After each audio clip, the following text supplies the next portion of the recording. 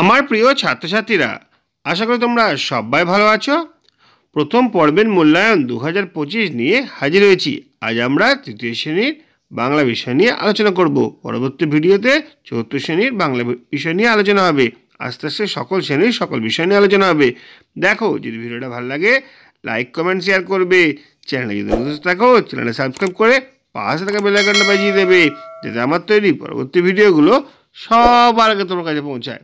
চলো আজকের প্রশ্নপত্রটা দেখে নিই। দেখো, বর্ধমান হরিসভা হিন্দু উচ্চ বালিকা বিদ্যালয় প্রাথমিক বিভাগ, প্রথম পর্বের মূল্যায়ন 2025, শ্রেণী তৃতীয়, বিষয় বাংলা, পূর্ণমান 20, সময় 40 মিনিট। একটা 20 নম্বরের পরীক্ষায় 40 মিনিট সময় দেওয়া হয়েছিল। এখানে প্রশ্নপত্রের মধ্যে উত্তর লেখার কথা বলা হয়েছে। নাম, এখানে তোমরা নাম লিখবে, বিভাগ কোন সেকশনে পড়ে সেটা লিখবে, আর রোল নাম্বার কত সেটা লিখবে। এরপর দেখো, পরপর প্রশ্ন আর উত্তরগুলো নিয়ে একটুখানি আলোচনা করছি। প্রথমে রয়েছে নিচের প্রশ্নগুলির পূর্ণবাক্যে উত্তর লেখো, যে কোনো 4টি। এখানে 5টা কোশ্চেন রয়েছে, 4টে প্রশ্নের উত্তর দিতে হবে। দেখো কি রয়েছে, ফুল পরীরা কেমন পোশাক পরে, তারা কি খায়। আমরা পড়েছিলাম ফুলপরীরা ফুলের পাপড়ির পোশাক পরে আর তারা ফুলের মধু খায়। পর্যটন কবিতায় মহেশ দাসের গন্তব্য কোথায় ছিল? পর্যটন কবিতায় মহেশ দাসের গন্তব্য ছিল সান্টাফে। নীরেন্দ্রনাথ চক্রবর্তী রচিত একটি কবিতার বইয়ের নাম লেখো। নীরেন্দ্রনাথ চক্রবর্তী রচিত একটি কবিতার বই হলো কবিতার ক্লাস। এরপরে কি কোশ্চেন আছে, চলো আমরা দেখে নিই। রামচন্দ্রের কাহিনী আমরা কোন বই থেকে জানতে পারি? রামায়ণ থেকে জানতে পারি। রামচন্দ্রের কাহিনী আমরা রামায়ণ থেকে জানতে পারি। রামচন্দ্র কত বছরের জন্য বনবাস গিয়েছিলেন? রামচন্দ্র 14 বছরের জন্য বনবাস গিয়েছিলেন। পরের কোশ্চেনগুলোর দিকে চলে যাই। দেখো, এই পাতার আরও দুটো প্রশ্ন আছে। কে সোনার নাম রেখেছিল নদীমাতৃকা? উত্তর হবে সোনার পাঠশালার সংস্কৃতের দিদিমণির নাম রেখেছিল নদীমাতৃকা। পরের কোশ্চেন, এই নামের অর্থ কি? এই নামের অর্থ হলো নদী মায়ের মতন। নেক্সট কোশ্চেন হচ্ছে নিজের হাতে নিজের কাজ। গল্পটি থেকে আমরা কি নীতি শিক্ষা পাই? নিজের হাতে নিজের কাজ, গল্প থেকে আমরা শিক্ষা পাই নিজের কাজ নিজের হাতে করতে কখনো সংকুচিত হওয়া উচিত নয়। এই দুটো কোশ্চেন বলে দিলাম, উত্তরটা তোমরা ভালো করে মিলিয়ে নেবে। এরপরে চলে আসছে আমরা 2-এর প্রশ্ন। দেখো, 2 এখানে রয়েছে 8টা প্রশ্ন রয়েছে, হাফ নাম্বার করে মোট 4 নাম্বার।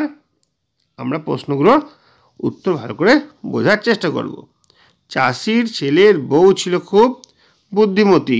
শিকারির ঘরের দেওয়ালের ছবিটি শিকারির বাবা এঁকেছিলেন। নদীতে চলে এমনি একটি যানবাহন হলো নৌকা। সারাদিন কবিতাটা লিখেছিলেন সুনির্মল চক্রবর্তী। অবনী বাড়ি আছো উপন্যাস লিখেছিলেন শক্তি চট্টোপাধ্যায়। নৌকাযাত্রা কবিতাটি শিশু নামক বই থেকে নেওয়া হয়েছিল। বাঙালি ডাক্তারবাবু কারমাটা স্টেশনে নেমেছিলেন। হাতির ডাককে বলা হয় ব্রিংহর্ন। দেখো, 8টা প্রশ্ন, তার উত্তরগুলো তোমাদের সামনে হাজির করলাম, ভালো করে তোমরা দেখে নাও। পরবর্তী প্রশ্নে আমরা চলে যাচ্ছি।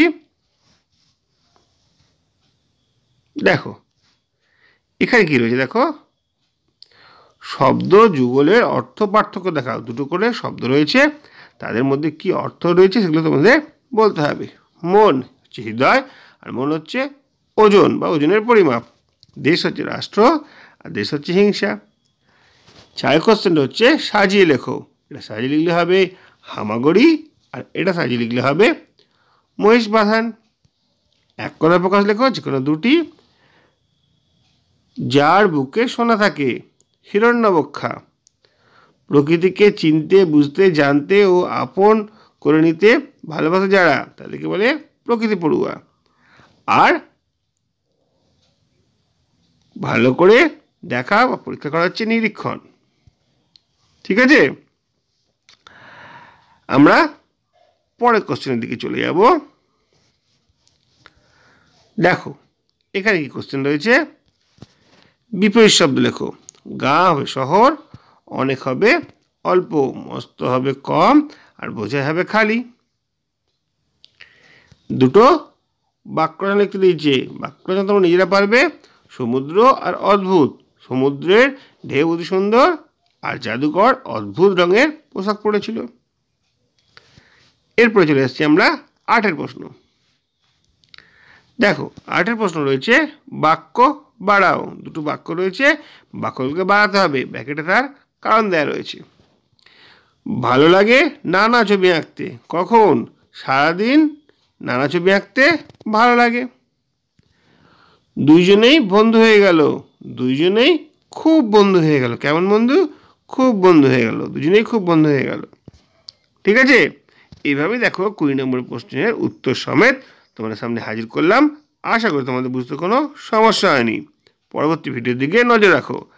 আর আজকে ভিডিওটা ভালো লাগলে লাইক কমেন্ট শেয়ার করবে। চ্যানেলে যদি নতুন থাকো চ্যানেলটা সাবস্ক্রাইব করে পাশে থাকা বেল আইকনটা বাজিয়ে দেবে, যাতে আমার তৈরি পরবর্তী ভিডিওগুলো সবার আগে তোমার কাছে পৌঁছায়। তোমরা প্রত্যেকে ভালো থাকবে।